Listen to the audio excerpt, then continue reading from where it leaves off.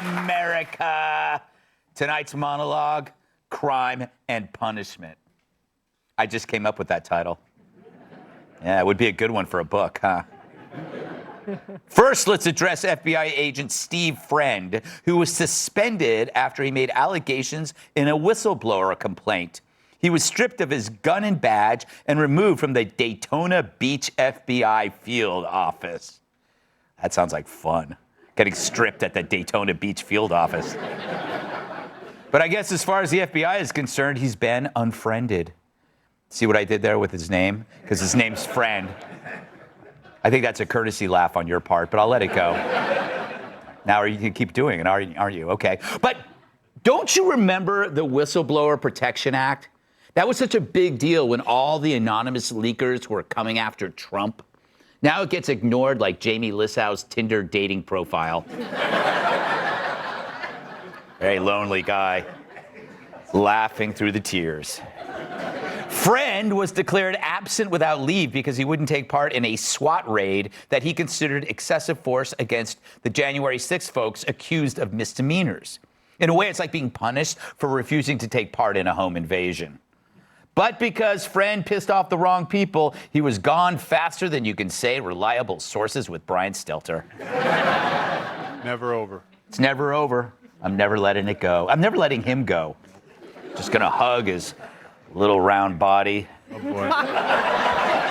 Till they bury me in the same coffin, which will be a piano case. Remember that guy? His complaint underscored what we've been saying for a few years. The FBI, DOJ, IRS, AOC, and every other three-lettered governmental outfit deserving of four letters has been encouraged to exaggerate the threat of domestic terrorism. The demand for violent white terrorists somehow exceeds the supply, so they have to make them up. It's like a scaled-up version of Jussie Smollett's hoax, except this is way easier because unlike a typical fake hate crime, you don't even need the victims.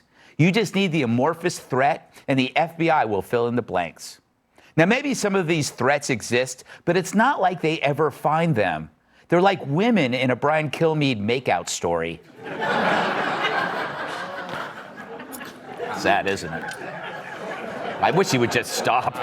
It's embarrassing for everybody involved. So just like people who paid their student loans, this agent, a respected 12-year veteran of the FBI and a SWAT team member, was punished for doing the right thing. Now, if the other side does the wrong thing, then it's another story. In North Dakota, which is a state cat, a fiend admits to running down a teenager over a political dispute, and he's currently out of jail. He murdered the kid, and he's out of jail. Apparently, he's not a flight risk, which I guess is defined as he won't run over people with a plane. According to authorities, the alleged killer used his truck to mow down Kaylor Ellingson, who the fiend claims was part of an unnamed Republican extremist group.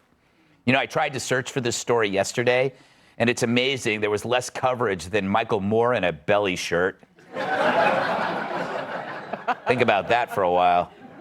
Yeah.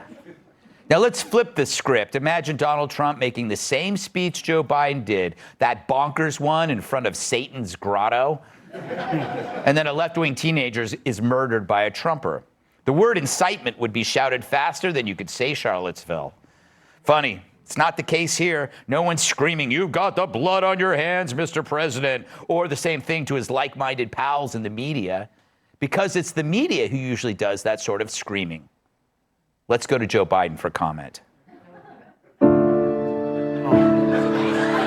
Amazing.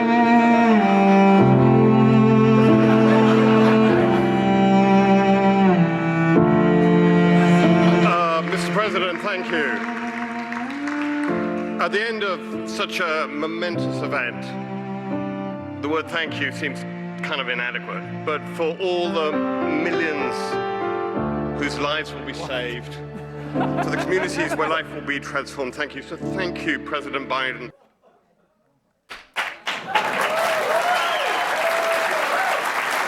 Yeah. Once again, he's wandering and asking, anybody seen my imaginary puppy? That's who he blames the poop on.